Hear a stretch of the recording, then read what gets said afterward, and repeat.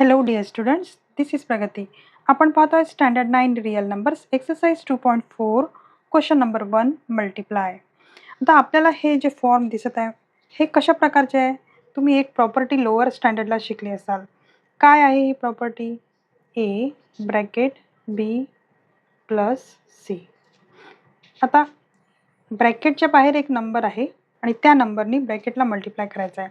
तर आता सगळ्यात पहिले काय होणार? ए इंटू बी होणार, ए इंटू बी, आणि नेक्स्ट टाईम प्लसची साईन ॲज इट इज घेऊन ए इंटू सी.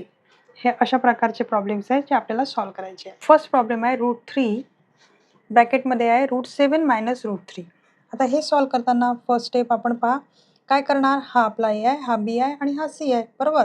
तर मग आपण ए इंटू बी करणार, म्हणजे √3 इंटू √7 मायनसची साईन घेऊन √3नी एकदा √3ला मल्टिप्लाय करायचं आहे. तर आता काय मिळालं? 7 3 21 मायनस √3 इंटू √3 काय निघालं? √9 मिळणार आणि √9चा आपल्याला 3 मिळतो आहे. आता पाहूया सेकंड. √5 मायनस √7 ब्रॅकेटमध्ये आहे, ब्रॅकेटच्या बाहेर √2नी आपल्याला त्याला मल्टिप्लाय करायचं आहे. तर मग आपण √5 मल्टिप्लाइड बाय √2 करूया आणि मग √7 मल्टिप्लाइड बाय √2 करूया. तर आपल्याला काय मिळतं?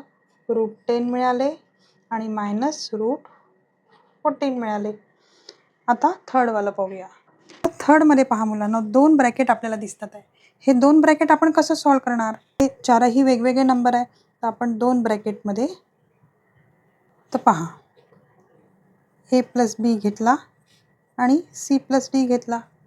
ओके, तर आपण काय करणार? ए समोर सी प्लस डीचा ब्रॅकेट ठेवायचा आणि मग प्लस बी घेऊन पुन्हा सी प्लस डीचा एक ब्रॅकेट ठेवायचा.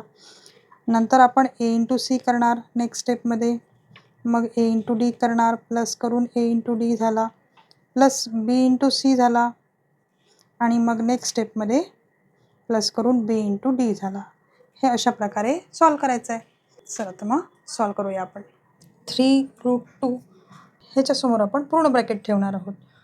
4√3 मायनस √2 हा ब्रॅकेट आपण ॲज इट इज ठेवलेला आहे. नंतर मायनस √3 आहे, आपल्याला नेक्स्ट स्टेपमध्ये मायनस √3 घ्यायचं आहे आणि 4√3 मायनस √2 हा ब्रॅकेट आपण पुन्हा असाच ठेवणार. आता वरच्यासारखी प्रॉपर्टी आपण फॉलो करणार आहोत इथे पण. तर पहा मुलांनो, इथे कसं करणार? आपण जो रूटच्या बाहेरचा नंबर आहे तो पहिले मल्टिप्लाय करू आणि मग रूटमधला मल्टिप्लाय करू. तर 3 4 जा किती झाले? 12. मग 3 2 जा 6 हे अंडर रूटमध्ये राहतील. मग हा नंबर आणि आता 5 सगळ्यात पहिले साईन आणि मग नंबर. तर 5 साईन हा नंबर प्लस आहे, हा नंबर मायनस आहे, मायनसची साईन येणार. 3 इथे काहीच नाही आहे, 1 आहे, तर 3 1 जा 3 येणार. √2 इंटू √2 काय भेटलं आपल्याला? 2 मिळाला. तर इथे मल्टिप्लिकेशनमध्ये 2 येणार. आता पहा पुन्हा मायनसची साईन आहे इथे, हा मायनस आहे, हा प्लस आहे, तर मायनस 4 1 जा 4 रूटच्या बाहेरचे नंबर पहिले मल्टिप्लाय करायचे. 4 1 जा 4 आणि मग √3 इंटू √3 हे +3. आता मायनस मायनस इथे प्लस येणार, इथे पण 1 आहे, इथे पण 1 आहे, तर आपल्याला घ्यायची गरज नाही आणि 3 2 जा 6 हे रूटमध्ये आपण लिहिणार. आता सॉल्व करूया. आपल्याला काय काय दिसत आहे? 12√6 आणि इथे पण एक √6 आहे, तर आपण प्लस √6 हे जवळजवळ घेऊया. इथे 3 2 जा 6 हे मायनस झाले आणि 4 3 जा 12 हे पण मायनस झाले. आता आपल्याला ह्या दोघांची ॲडिशन करायची आहे कारण की हे सिमिलर सेट्स आहेत. तर 12 + 1 हे झाले 13√6 आणि इथे झाले आपले 18 - 18. अशा प्रकारे हा क्वेश्चन संपतो आहे.